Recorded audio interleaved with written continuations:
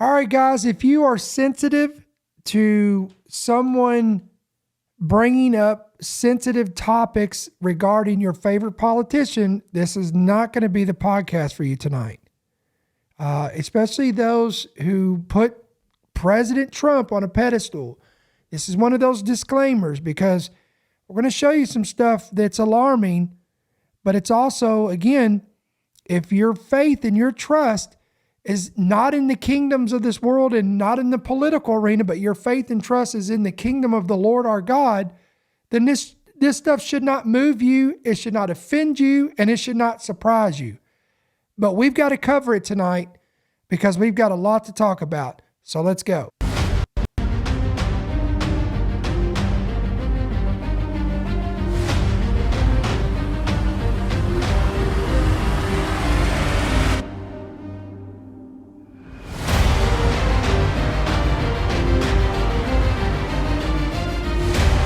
The following program is brought to you by friends and partners of End Time Headlines. All right, what's going on, guys? It is Thursday night, April the 17th. This is End Time Headlines, news and headlines from a prophetic perspective. And of course, I'm your host, Ricky Scaparro, the founder, the voice, and the pastor of End Time Headlines. We want to welcome you to tonight's program. Listen, do me a favor. As always, why don't you go ahead and hit that like button, hit that subscribe button, hit that bell notification. Again, it's going to be beneficial to both of us. Help us out, and we help you out. And we take it a step further. If you want to make assured that you don't miss any of our content, we want to encourage you to download our free app. And again, that is available on Apple and Android devices. You go to your Play Store, whatever that looks like for you. Just type in End Time Headlines. You'll see our app. Download it today. Hit yes to push notifications. You'll be squared away.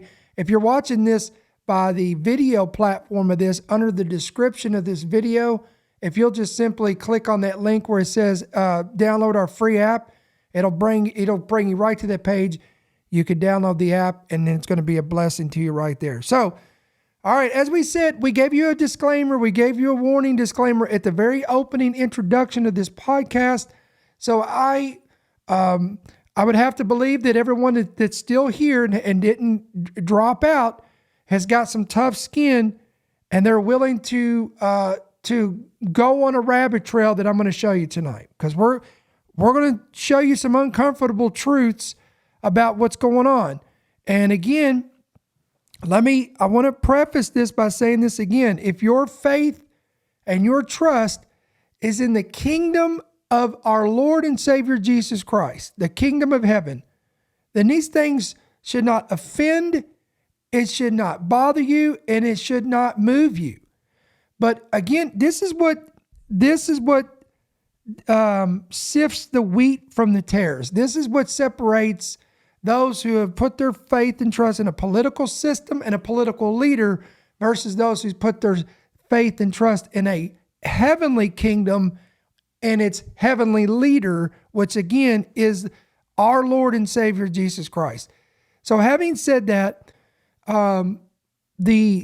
we're still seeing the weird stuff, guys, coming out with Donald Trump. And I know that again, and I want to emphasize that just because you voted for Trump doesn't mean you worship him. Okay.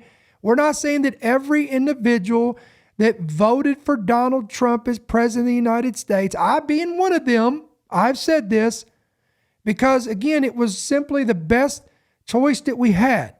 And although my views have changed, even since the last time we voted, and I'm not saying I regret my vote, but I'm also saying, what I am saying to you is my perspective on politics. I've always kind of had this notion, but it's been more solidified over the past few months than ever before. And quite frankly, I don't know. The next election cycle, I don't even know what that looks like for me personally. Because again, in case you didn't know this, and maybe you're new, maybe you've only been following us for a couple weeks or maybe a couple months, and you may have missed this podcast or missed this blog that we did or post or what announcement or whatever we said. I am now 100% both political parties, Republican, Democrat, elephant, donkey. Both parties are two wings of the same bird. Meaning, what does that even mean? Here's what it means. It means that we, again, are sitting we're sitting watching theatrics play out. Now you may be thinking, well, hold on here now. I don't know if I agree with that, because after all, I voted for Trump because he's dismantling the woke agenda and he's doing this and he's doing that. Yes, but he's also accelerating other events that is pushing us towards Bible prophecy. And again, at the end of the day, guys, that's what we're talking about. We're talking about events, news, headlines that accelerate us towards fulfillment of Bible prophecy. Now, whoever God is using to do that, so be it. Whatever God uses to do that, so be it. So I'm telling you today, if you are kingdom-minded and you have eyes to see and ears to hear, you're going to see what's going on here today. So let me get to the weird stuff first, and then we'll go, and we're going to kind of transition from the weird to the prophetic and then to the alarming. Okay? So, and I remember at the beginning of this, or just a few minutes ago, I said, not everybody that just because you voted for Trump doesn't mean you worship him. But there appears to be a group of individuals, and it is growing. And even what's alarming about this is people in high places are putting this man in a very weird position of almost idol worship. We have seen the goat that was created, that was the golden goat that was covered in the $100 bills with Trump's face on it. And it said, and it was "In God We Trust" was removed, and it was put "In Trump We Trust." We covered that. We covered the weird video, the Gaza video, where there was a giant statue, a golden statue of Trump, and there was all these little miniature golden little figurines of Trump, and Trump was being elevated, Trump was being worshipped. And then there was in Florida, there was the drone show in which they talked about the golden age is here, and it had a giant image of Donald Trump. And this just keeps going. Now here, let me show you what I'm talking about here. Check this out. Here's an article.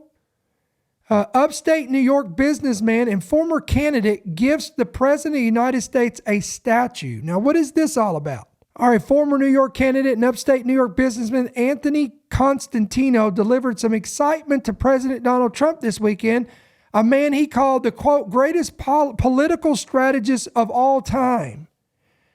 Sticker Mule CEO Constantino gave President Trump a gift that he says will now be a permanent fixture at the Trump International Golf Club, which is a 7-foot bronze statue of President Trump that sits atop of a stone pedestal with Constantino's name engraved on it.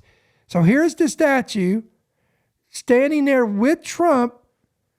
And it is a 7-foot bronze statue of Trump that sits atop a stone pedestal with Constantino's name engraved on it. Quote, the president was in a happy, jokey mood, which was great to see, said Constantino, who says he is also a member of Trump's Mar-a-Lago. Constantino's release said he and Trump met at the monument before the president went out to play a round of golf. He says they were joined by special guest Roger Stone, who's become an advisor and friend to Constantino, as well as Boo Loden, I believe, a friend of Baron Trump. So again, Constantino says the statue named the Defiance Monument is prominently placed between the Trump International Clubhouse and the first hole of the 27-hole golf course. It's prominently visible for all members to see. All right, then we had this FCC official, Brendan Carr, who is the chair of the FCC, or the Federal Communications Commission, appeared with a golden pin featuring the image of Trump on his jacket lapel. And there it is. It's zoomed in right here where you could see it. Australian activist Drew Pavlo compared the image of the U.S. president to that of Mao. Welcome to, quote, MAGA Maoism. Again, this is an opinion piece, but does anyone else think this is weird, though? Again, let's just step back and think about this for a second. I think this is odd and weird. The Federal Communications Commission chair, the chair of the FCC, appeared. Now think about what the FCC does as well. He appeared with this golden pin, which was the image of Trump on his jacket lapel. I'm going to show you this. Brendan Carr, again, is the chair of the FCC, which, regulates radio, television, internet, satellite, and cable communications in the United States. Now, why are we even talking about this? Because again, I also find it strange that Trump is now suing and going after a major news outlet. Now you may say, well, I don't like CBS News, or I don't like ABC News, or I don't like CNN. But guys, it's the point that any news organization that publishes or reports anything negative about him, he is threatening to silence them, shut them down, and sue them. Now, before all my Trump people freak out and unfollow us and unsubscribe us, because I know how you are, because you don't like any negative news, and if we talk about this, it's all fake news because it's not positive. Let's pump the brakes here for a second, and let's talk about this. If this was Joe Biden doing this, if this was Kamala Harris, if she would have won the presidency and done this, if this was Barack Obama doing this, if this was Bill Clinton doing this, or what if this was a Democrat or a liberal that was the president of the United States, and think about this, if they were threatening to shut down Fox News or OAN or News Nation or whatever your favorite news outlet is out there, and they were threatening to shut it down and sue them because they were speaking out against the president, you know for a fact that you would be saying the same thing and raising the same alarms that I am right here, right now. Stop with the double standards. I don't care if you voted for Trump. I voted for Donald Trump as well. So listen, you can't come at me with that. But this is reality. This is what we're talking about. And if this was Kamala Harris or Biden, and there was people out there creating statues and images and golden pins and golden caps and putting the face of that politician on them, you people would be sounding the alarm and shouting from the rooftops the same thing that we're talking about today. All right? So we're just going to talk about it because I'm not afraid to talk about this. This is weird and it's disturbing. Can we please stop doing this stuff? If you don't want people getting this perception, then don't feed them the ammunition to do it with. Okay? So again, this is alarming. It's disturbing on so many levels, and I don't think it's going to get any better because we're only in the first few months. We're only in the first few months of the 4 years that Trump is in office. And if we're seeing all this stuff happening now, where are we going? Well, let's talk about where we're going. Now let's shift gears. If for anyone who's still with this and they haven't signed off and they haven't unfollowed us yet, you realize that whether you like him or not, Trump is going to be instrumental in setting the stage to advance the beast system. We've already talked about it. We covered this with Stargate, with Larry Ellison and Sam Altman and all the individuals that are involved in that. All of this is thrusting us toward the beast system. Now, what is the beast system? That's Revelation 13.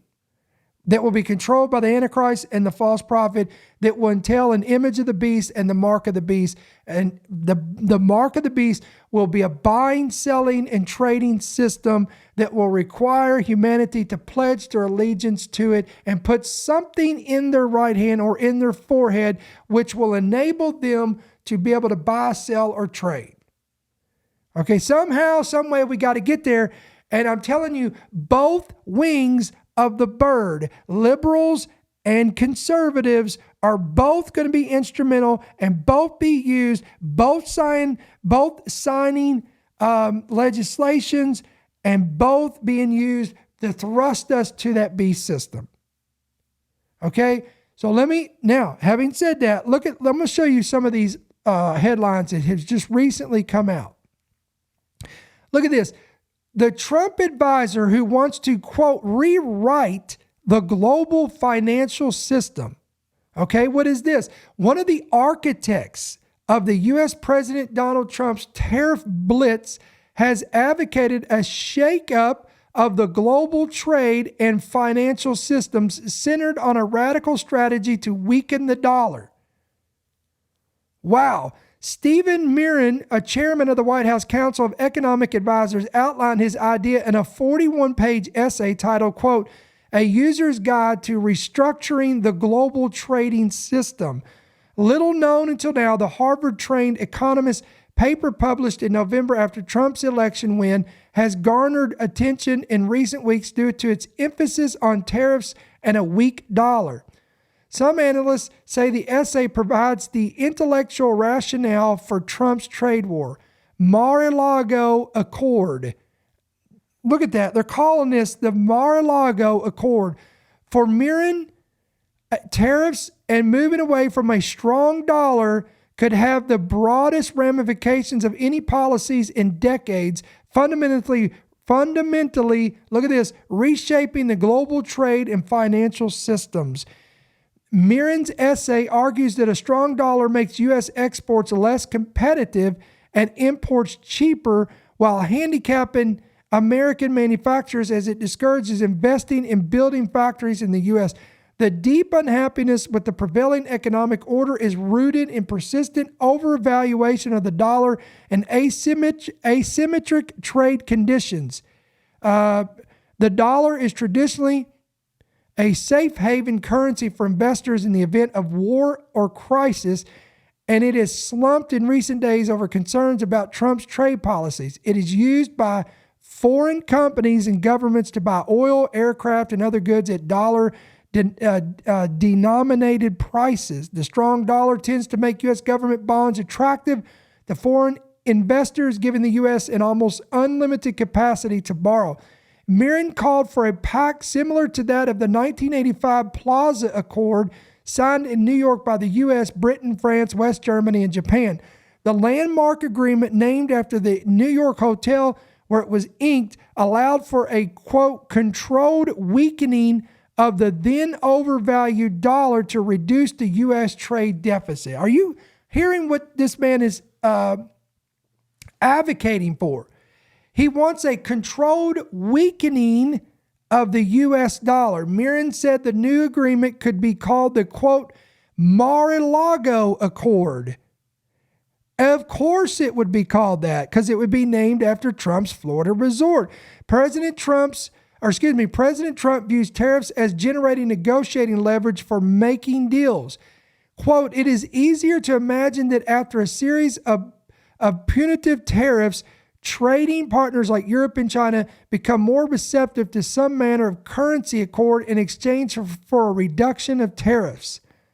All right, let's keep reading. To lower the value of the U.S. currency, Mirren said U.S. partners could, quote, sell dollars in their possession.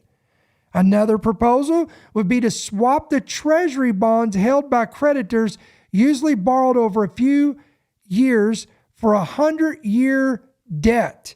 As a result, the U.S. would not have to repay them regularly and would limit the potential rise in interest rates caused by fears over such a financial upheaval on the markets.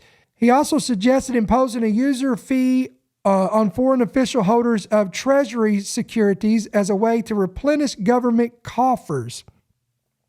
Countries that cooperate could see their tariffs lowered and could continue to rely on the U.S. military umbrella. Now, one senior economic advisor says that forcing U.S. lenders to swap bonds would amount to a de facto default on U.S. debt. Charging a user fee on Treasury repayments abroad seemed highly unrealistic. Experts at Swiss bank Pictet said in a note, and could be interpreted as a breach of contract or to a default. Now, before we go further, you do know that Trump and his entire family is heavily invested in cryptocurrency.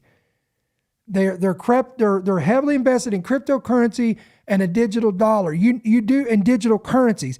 You do know that's where they're expecting all this to go. And when I say they, I'm talking about the whole political arena, both left and right. They all know where we're going, guys. Again, we are spectators in a show of theatrics. These are the players. We are the viewers. We are the spectators watching this play out right before us. Where is it all going? What is the main attraction, you ask? It is the beast system that will eventually be created. Now look at this. I'm going to show you this real quick. Look at this. Eric Trump says he moved to crypto after family business became, quote, most canceled company. All right, Eric Trump says his family was the most canceled company probably on earth. That was then. With his dad, President Donald Trump, back in the White House, he sees a, quote, new money-making opportunity. Quote, it actually is what drove us toward cryptocurrency. There you go. The president's middle son told CNBC, referring to the Trump's family latest business endeavors. You realize that cryptocurrency was a lot faster. It was a lot more pragmatic. It was a lot more transparent. And it was exponentially cheaper. In 2022, about 2 years after the end of Trump's first term, 2 subsidiaries of the Trump Organization were convicted by a jury in New York of multiple crimes, including tax fraud, falsifying business records, and conspiracy. The guilty verdicts on all 17 charged counts came 3 weeks after Trump declared his 2024 candidacy. Last month, the Trump Organization sued Capital One in Florida over allegedly unjustifiably closing more than 300 of the company's bank accounts following the January 6th U.S. Capitol incident. We already know what he's talking about there, the J6. The lawsuit claimed Capital One was acting on unsubstantiated woke beliefs that it needed to distance itself from Trump and his conservative political views. Prior to Trump's return to the White House, the Trump Organization unveiled, look at this, a new ethics plan that it said would limit the president's involvement in management decisions and other aspects of the business while he's in office. Okay, but crypto is another matter. President Trump and First Lady Melania Trump launched meme coins just before their new term, adding billions of dollars of paper wealth to the family's net worth. Again, how did they add billions of dollars of net worth to their family? Through digital cryptocurrencies, these meme coins. Eric Trump and his older brother, Donald Trump Jr., are going even bigger. They recently announced plans to launch a U.S. dollar-backed stablecoin through their new venture. World Liberty Financial and a new Bitcoin mining company called American Bitcoin, co-founded with Hut 8 CEO Asher Ginott, however you pronounce that. Eric Trump described his entry into crypto not as a financial bet, but as a form of resistance, and said the move began during what he calls the war on the industry. Banks were closing accounts, the SEC was cracking down on exchanges, and crypto users were being debanked for simply holding coins. They were going after people. They were suing everybody. Banks were closing down people that just wanted to own Bitcoin. That's when Eric Trump said that he began associating with like-minded people. Look at this. Eric Trump said he started associating with like-minded people in and around crypto.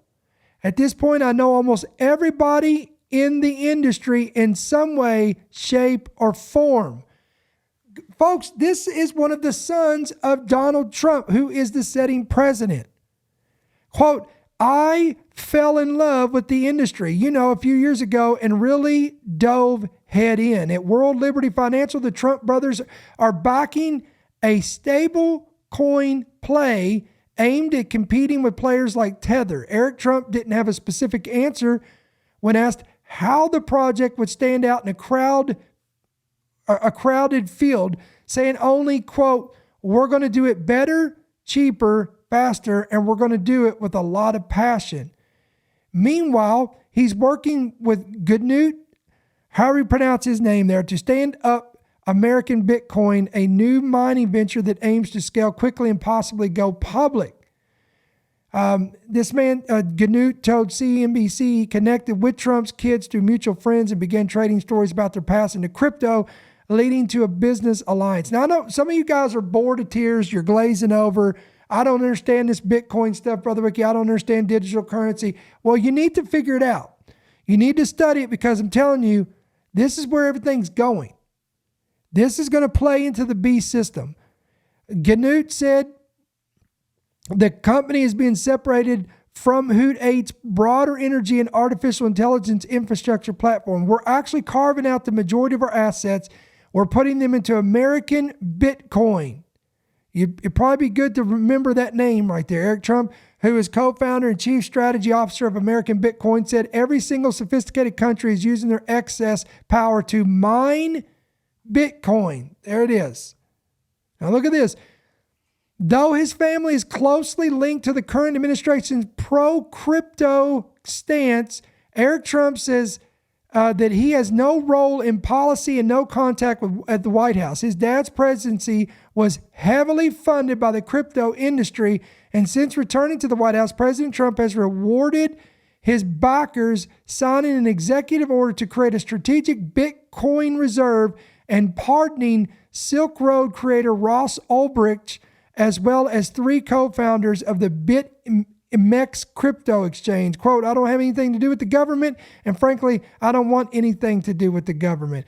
But he made clear the U.S. needs a regulatory framework that allows crypto to thrive. What are we talking about? Again, we're talking about the future currency of the beast system. We don't know what that's going to be. But I would venture to say it's going to be some form of digital currency based upon the description of Revelation 13 that you will not be able to buy, sell, or trade without something put in your right hand or in your forehead. Now, you guys are smarter than this. You know that they have already manufactured and created these RFID microchip implants that are the size of a grain of rice, and they can be put in your hand. And in that little bitty small device, it can hold massive amounts of information, such as your medical records, such as your tax records, such as your financial statements and records. It's all that information can be stored in that little bitty grain of rice size implantable chip. And I'm not saying that's what it's going to be, but right now, remember, we see through a glass darkly, we see in part and we prophesy in part. This is that scenario that I just told you is probably the closest thing that I can think of off the top of my head, other than a digital tattoo that would fit the bill of Revelation 13. And again, think about it. If there's no longer a paper currency and everything's gone to a digital dollar, then the database, all that information will be stored on those little implantable chips. And then you just go to a Whole Foods, which again, and the reason why I said Whole Foods, because they have the Amazon One system already set up that scans the palm of your hand. So if you already got the chip in your hand, you can just simply, you got a grocery cart full of groceries, you can just put your hand on the cart, boom, it reads your chip, and it pulls up all your banking information. It brings up your balance. You have enough to cover your groceries. Okay, boom, you just pay for your groceries or you go to the gas station. Just think if they start implementing this on a global scale, everywhere you go to a gas station, there's a palms, you put your right hand up to you don't even have to use a card anymore. Those are obsolete. Well, no longer will the chip be put on the card, it'll just be put in your hand. I'm throwing an hypothesis out here, okay? So you just you're at the gas pump, you just put your right hand up, it scans. You go to airports. You don't even need, right now, they're pushing this real ID thing, and we're going to talk about that in just a moment. But eventually, you can see where all this could tie together and where we're going with this, okay? And again, if you think that Trump is not helping push this along and accelerate this, then guys, you're not paying attention. You're willfully choosing to be blind to this. All right? And now, look at this. Look at this headline. Now, Trump called himself the father of the vaccine. I would have put a warning on or something on just that particular vaccine, but I certainly would have paused it and gotten front page news all over the world, and then people don't want it, and it probably even affects the others because, there's a big situation with a lot of people don't want to take the vaccine. Well, this played right into their hands.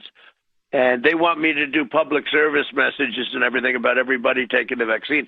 And look, I guess in a certain way, I'm the father of the vaccine because I was the one that pushed it. To get it done in less than 9 months was a miracle. Fauci said it would take 3 to 5 years. He thought it was something that just wouldn't be that effective because it would take so long to get. Okay, now look at this headline. Trump administration has now fast-tracked the controversial self-amplifying mRNA vax for H5N1 bird flu. This is from, there was multiple outlets that reported this, but this is from the Gateway Pundit. All right, let's check this out. The Trump administration has granted fast-track designation to a groundbreaking and controversial self-amplifying mRNA vax candidate targeting the H5N1 avian influenza virus.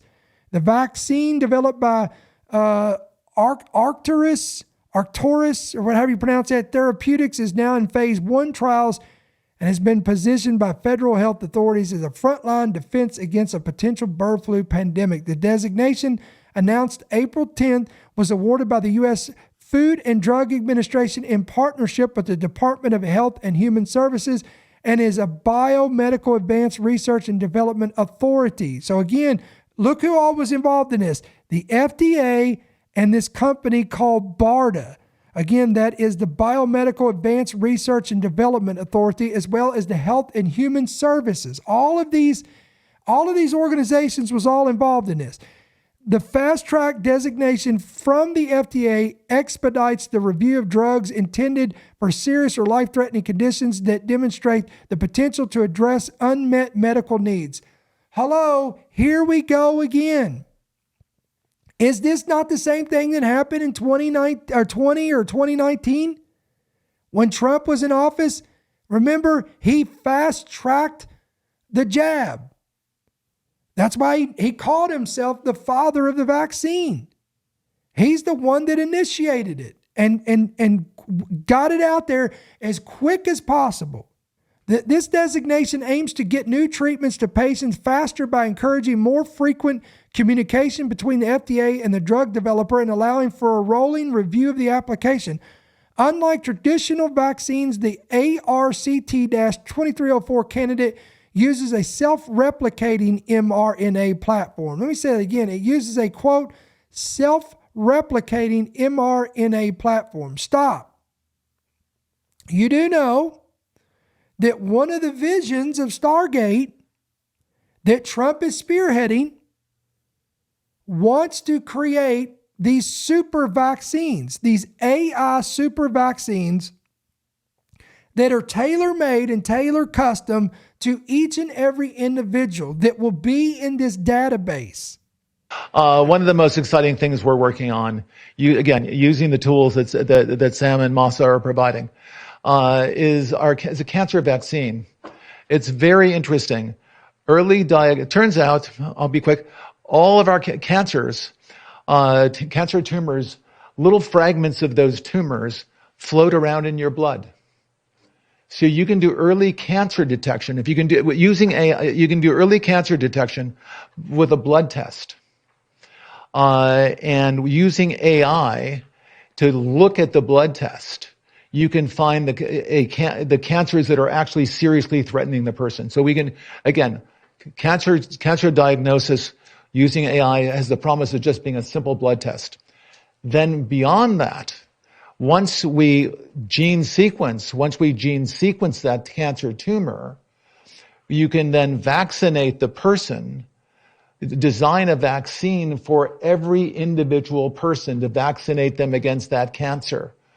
And you can make that vaccine, that mRNA vaccine, you can make that robotically, again using AI, in about 48 hours. So imagine early cancer detection, the development of a cancer vaccine for your particular cancer aimed at you, and have that vaccine available in 48 hours. This is the promise of AI and the promise of the future. Why are they doing that? Because they have this ambition that they're going to eradicate diseases, that cancer will be a thing of the past, that they'll be able to eradicate all these diseases because they'll be able to custom make, with the help of super artificial intelligence, a vaccine that will be available to every person we know of in the United States. Now, will it go beyond that? That's what their ambition is. They want to make this thing across the globe. Yes, your president, Donald Trump, is spearheading that. All right, so again, this is a self-replicating mRNA platform, meaning the genetic material continues reproducing inside the recipient's cells to boost production of flu-fighting proteins. Arcturus claims this results in a stronger immune response with smaller doses. Quote, "We are pleased to receive fast-track designation from the FDA for ARCT-2304, said Joseph Payne, president and CEO of Arcturus Therapeutics. Now, y'all do know that Trump was rubbing elbows with Bill Gates, right? Bill Gates had lunch with him. They had a long, cozy little lunch. And Bill Gates came out and said that he was very confident that Trump is going to be on board in the direction of where they are foreseeing this stuff right here, of where it's going. We talked about this. We reported on this. But again, it's funny because people don't want to hear that. They close their ears. They bury their head in their sand, but it's happening. Quote, "We remain steadfast in our commitment to the U.S. government to develop a, quote, safe and effective STARR, STARR, next generation, look at that, next generation mRNA vaccines." And they're calling this STARR, STARR. Interesting. Stargate, STARR. Okay. Why are they creating these next generation mRNA vaccines? It is to, quote, "protect U.S. citizens from future pandemic threats." The designation from the FDA is an important step forward in our mission to provide protective solutions for global health crisis. The experimental technology dubbed STARR and powered by our Arcturus proprietary lunar delivery system allows the vaccine to be freeze-dried and stored in refrigerators, avoiding the ultra-cold storage problems that plagued early COVID rollouts. Now, in case you didn't know this, I looked up this word Arcturus. Arcturus. It is the brightest star in the northern constellation, and it's the fourth brightest in the entire night sky. Again, it is the brightest star in the northern constellation Boötes, I believe that's how I pronounce it, and the fourth brightest in the entire night sky. Now it gets even more weird. Look at this. When you're doing a Google search of this, and it says, what is the spiritual meaning of Arcturus? Arcturus.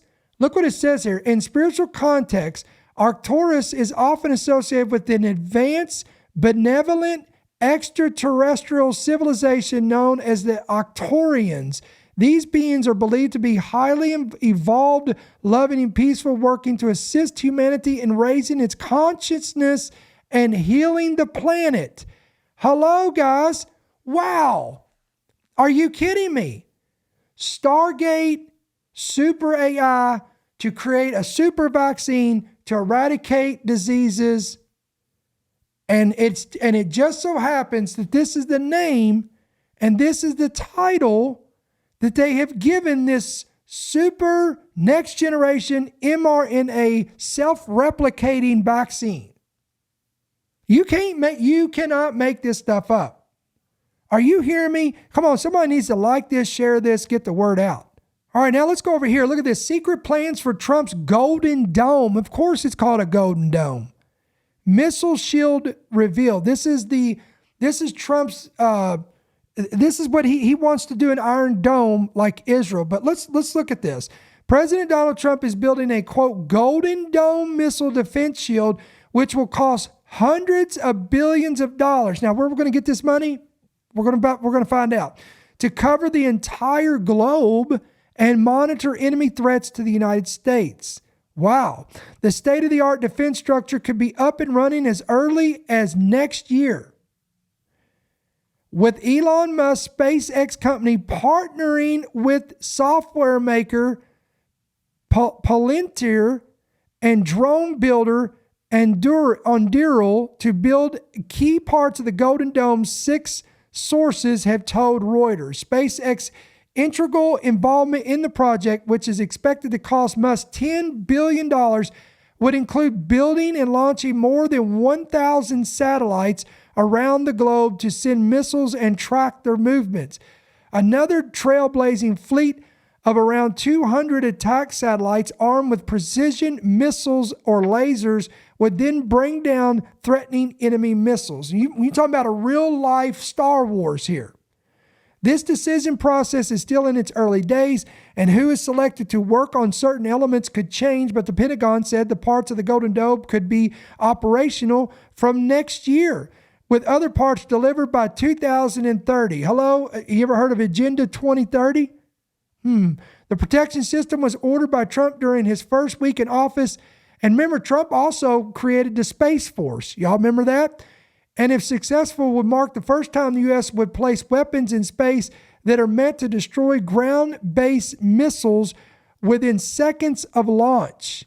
Okay, Trump warned that a missile attack is the most catastrophic threat facing the U.S., highlighted the need for such a revolutionary orbital defense mechanism. All 3 of the companies selected for the Golden Dome project were founded by entrepreneurs who have been supporters of Trump, with Musk also serving as a special advisor to the president chief of Doge. So again, just like you have Stargate, you have entrepreneurs that are advancing that. Now you have entrepreneurs that are on board for creating it. Look at this, creating this, again, Golden Dome.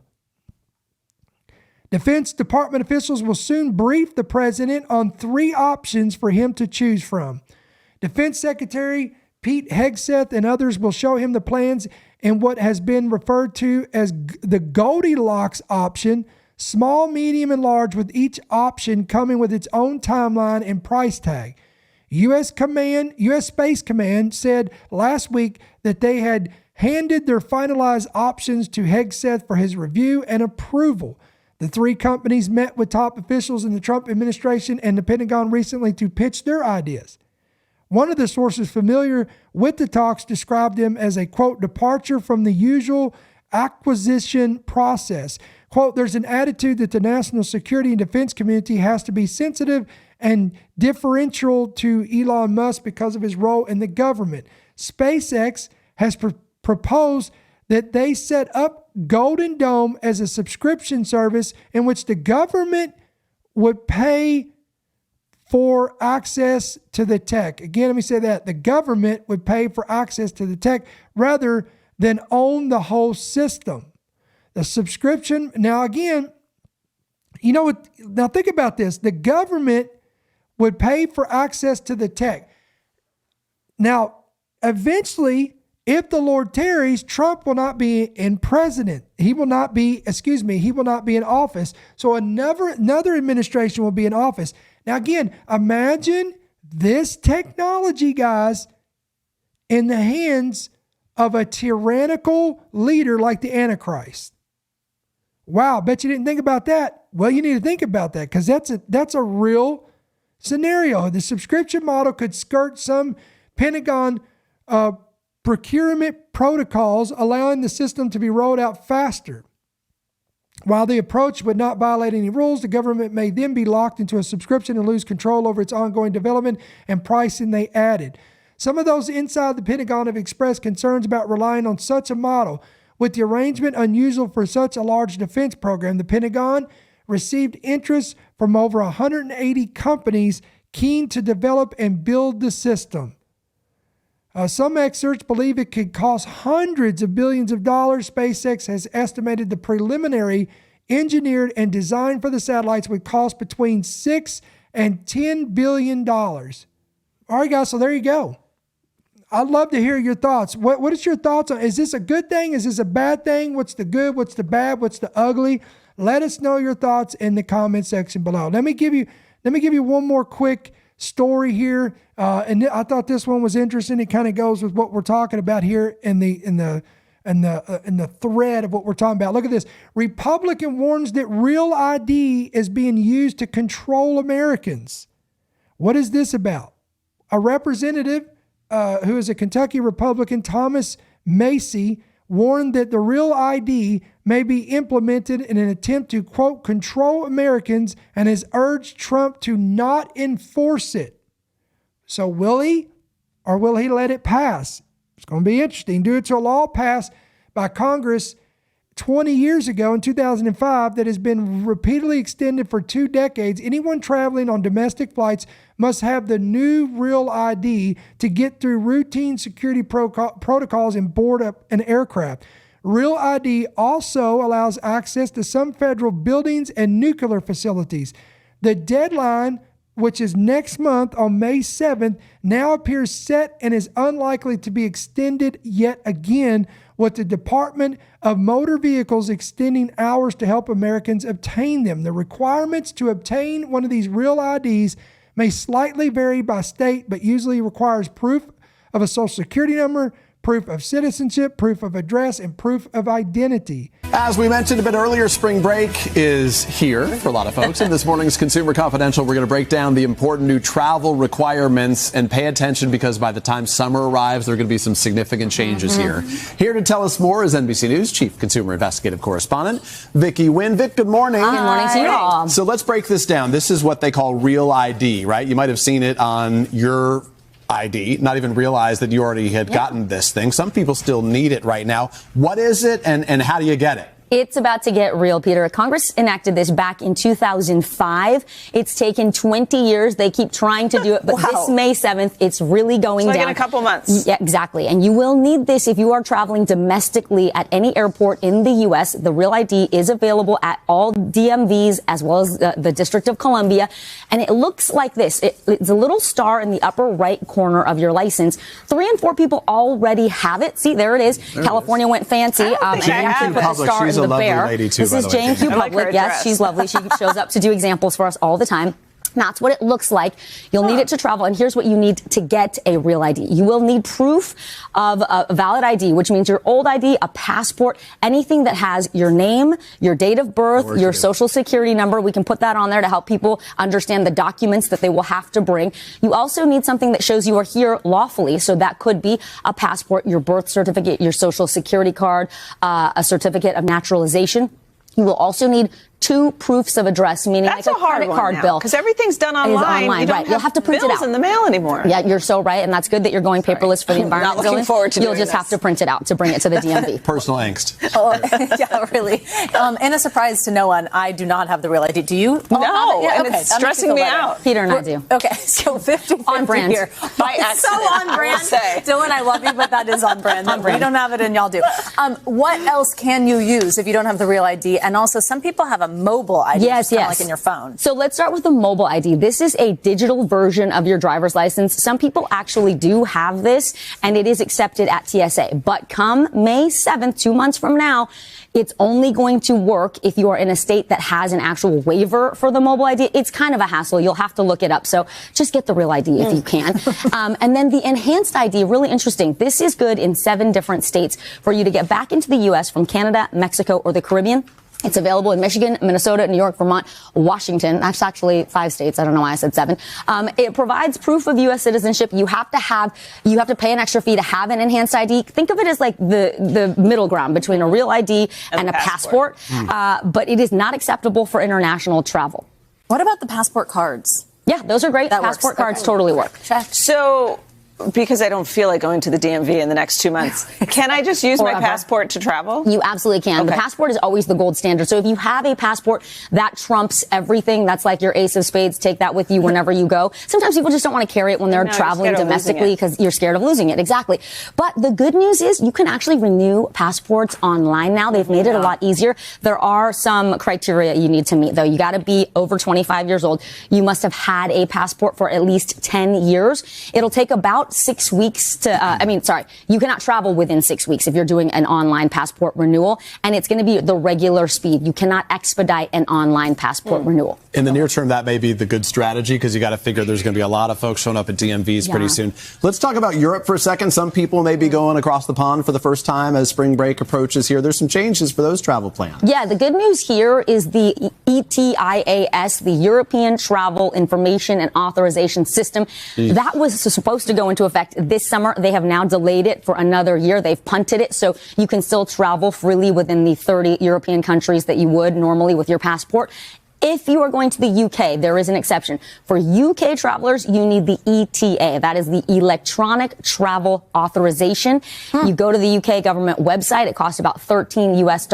It's good for 2 years, and it allows you to travel within the UK for up to 6 months without a visa. So if you have a visa, that's fine. You don't need the ETA. Do you need a big head start time if you're traveling in a month? Is there enough time? I think a month is probably fine, but the sooner the better. If you So that's not for visitors. That's for folks who... For visitors, yeah. For traveling. So if I go to London, if you take the boys to London, I have to go do that. You've got to get the ETA. Just for a vacation. Send to someone who's going to London. It's getting so difficult. Exactly.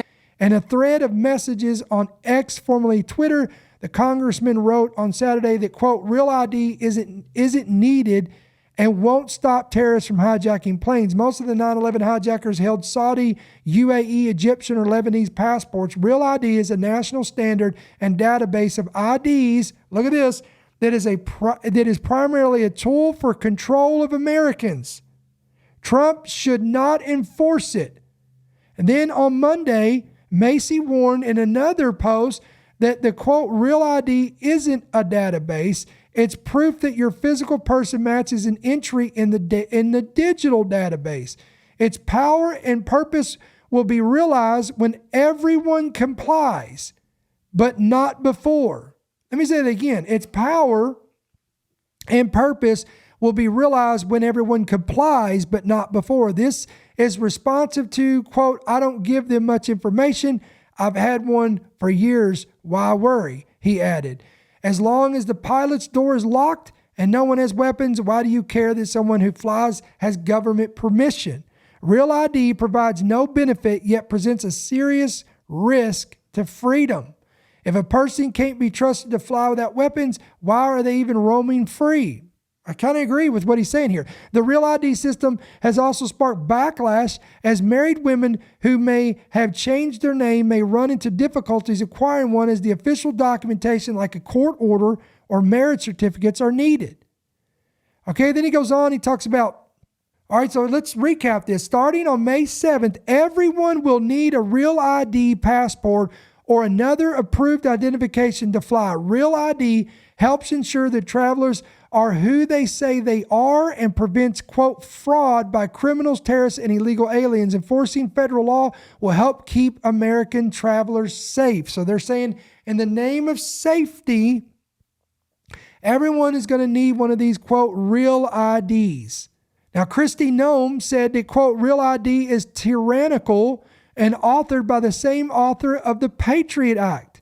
New Hampshire State Representative Joe Alexander said the Real ID is a violation of the 14th Amendment of the U.S. Constitution. The federal government should not be mandating ID for its citizens to travel between states. Just say no.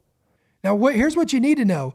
More than 100 countries around the world already have a national ID card.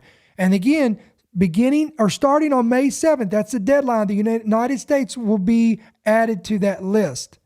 So again, what they're saying here is if you don't get this and you, for some reason, if you have to fly out of state, out of country, whatever the case may be, they won't let you even through. They will not let you through the gate.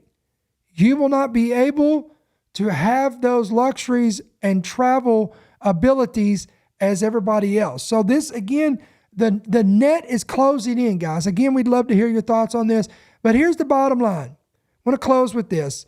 Remember Luke 21:28, Jesus said, when you begin to see all of these things coming to pass, look up and lift up your heads because your redemption is drawing near.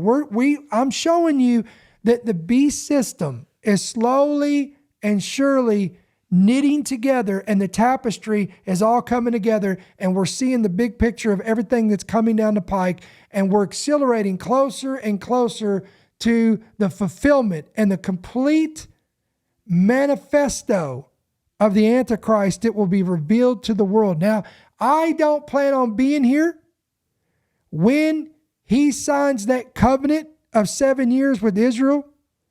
I don't plan on being here when he implements the mark of the beast and the image of the beast. I believe that the church, the ecclesia, will be caught up and we will be removed before that man of sin, that son of perdition, is revealed, the Antichrist. But again, if I'm wrong, then I plan on holding strong, holding the line, and come on, and standing for the word of God, even if that means, come on, that my life is laid down for the sake of the gospel and for the sake of my faith in Jesus Christ. So the question is, where do you stand? Where are you at with the Lord? Do you know the Lord? Are you ready for such circumstances as what we're seeing coming down the pike? So again, guys, don't forget to hit that like button, hit that subscribe button. We're continuing to pray for you guys, pray for our partners, praying for all of our listeners and subscribers. And we want to encourage you again, endtimeheadlines.org, endtimeheadlines.com, bookmark our website, download our free app. Again, it's available on Apple and Android. Pick it up today. Hit yes to push notifications so you can be notified of every headline and every podcast when it's readily available. And of course, guys, if you'd like to if you'd like to support this ministry with a gift of any amount or become a monthly partner, 2 different ways you can do that: electronically, and you'll find that all over the website. You'll see the support the ministry up there at the top of the tab. It says support. You can click there or partner with us. Or you can give by check or money order right there on your screen. You can make it out to End Time Headlines, P.O. Box 1391, Monroe, Georgia, 30655. So guys, we're going to sign off for tonight. We plan on being here tomorrow night, same time, same place, same channel, 7 p.m. Central, 8 p.m. Eastern, with another great podcast. Until then, I pray the Lord bless you, may keep you, and may his countenance shine upon you. We'll see you soon. Thank you for listening to the End Time Headlines podcast. We pray that you've been blessed and equipped by today's message. For more information about how you can help partner with our ministry, please visit endtimeheadlines.org.